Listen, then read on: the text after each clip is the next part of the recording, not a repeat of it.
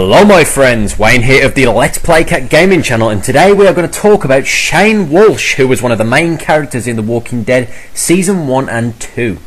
Now, as we all know, Shane was pretty much the definitive survivor in the Walking Dead universe. He was skilled in combat, he was ruthless and merciless, and he would do absolutely anything necessary to ensure his survival. However, Shane's biggest weakness was jealousy, and it was ultimately this jealousy that cost him his life. Unable to get over the loss of Laurie and Carl, Rick's wife and son, after Rick's shocking return to the survivor camp, Shane attempted to kill Rick. But in the end, it was Rick who walked away with his life, whereas Shane met his ultimate demise at the end of Season 2.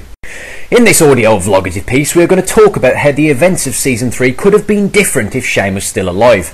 Season 3 has been incredibly shaky and unpredictable for the survivors, who have found themselves holed inside what is now an abandoned prison.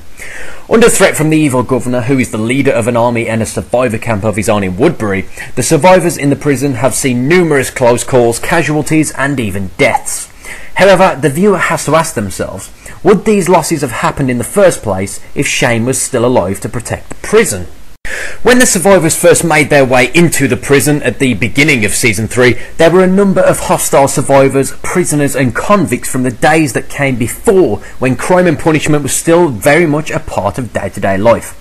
These rogue survivors ultimately dealt a huge blow to Team Rick, who had survived on the road for all of winter and had, as such, turned into a near-perfect group of survivors. However, it was when they met these convicts that things took a turn for the worst. T-Dog lost his life and Carol almost died just because Rick was hesitant in killing the convicts, and in being hesitant, one of the convicts, left to his own devices, took matters into his own hands, let walkers into the previously secure prison, and as such, T-Dog was killed. If Shane was alive, Shane would not have been hesitant at all. The convicts had a stockpile of food and water at their disposal, as well as a prison that was safe and secure, the perfect place to hole up and seek refuge. With Laurie about to give birth, Shane would have immediately killed the convicts and kept the food and water for his own group. The prison would immediately have become a safe haven and T-Dog wouldn't have died. Laurie, however, whose fate was pretty much decided, would still have been killed during birth. But it has to be said that not many runs to town have been made in Season 3 due to the constant conflicts. Perhaps Shane, a more level-headed, powerful member of the group, would have been willing to make runs, especially considering Laurie's condition. If you consider that, then perhaps Shane would have been able to find the needed medical supplies in order to help Laurie give birth naturally, which in turn would mean that Carl wouldn't have had to kill his mother, and baby Judith would still have a living mother too. Then of course the question would have to be raised, exactly who is baby Judith's father? Considering Shane and Laurie were sleeping together when Rick was presumed dead, there has been a constant unanswered question in Season 3 as to who the father truly is. Perhaps that question will never be answered. If Shane was alive when baby Judith was born, this would likely have caused an internal squabble between Rick and Shane that could have jeopardised the safety of the entire group, especially considering how brutal their personal war was in Season 2. After 6 months on the road together, however, the viewer has to presume that Rick and Shane would have settled any personal differences, and as best friends through thick and thin, would have cleared the air prior to Laurie giving birth, which in turn would have avoided any internal squabble at all. In fact, Rick and Shane at this point would probably have been the ultimate brothers of the apocalypse by now, which brings us to the next part of this vlogity. How would Shane feel about the war with Woodbury and the governor? Well, it's safe to assume that any peace meetings in abandoned cattle sheds would not have even been an option. The second Woodbury posed a threat, Shane would clearly have been in there to put a gun to the governor's head, and unlike Andrea and Rick in Season 3 thus far, Shane would not have hesitated to pull the trigger. Woodbury would have been no more, just like that, with the potential exceptions of Andrea, Michonne and Merle Dixon.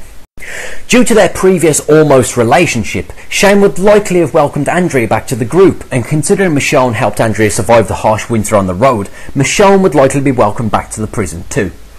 Considering the importance of Daryl to the group in Season 3, again there likely wouldn't have been any question as to whether to let Merle back into the group at all.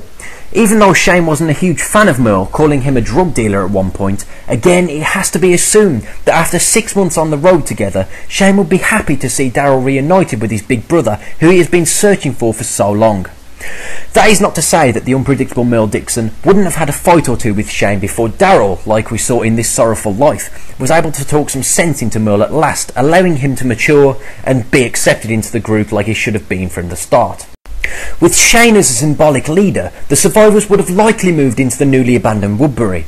As a town eerily reminiscent of the past that is shielded from the outside world of walkers, the town would have been a perfect safe haven for the survivors. With Shane and Rick being trained police officers, Merle Dixon being a military veteran, and Daryl Dixon being a skilled hunter, not to mention just about all of the other survivors being skilled in the art of survival, people could have taken turns keeping watch on the town walls, and even taken it in turns clearing the barriers of walkers on a daily basis, truly making Woodbury the perfect home for the group. At some point, just as we saw in Season 3, Rick, Carl and the newly survived Laurie would likely have ventured back to their home to get souvenirs for baby Judith, which is where, of course, Morgan comes into play in this hypothetical situation. Crazy as he may be now, with persuasion from Rick, Shane and Merle, Morgan could easily have built a new home in Woodbury, and with such a huge stockpile of weapons and with a flawless range of trained troops, there would truly have been nothing that could stop the survivors at all. However, if Morgan did refuse, it also has to be said that while Rick wouldn't be in on the idea, Shane and Merle would not hesitate to kill him, seeing him as a threat to the group, and they would still have the stockpile of weapons at their disposal.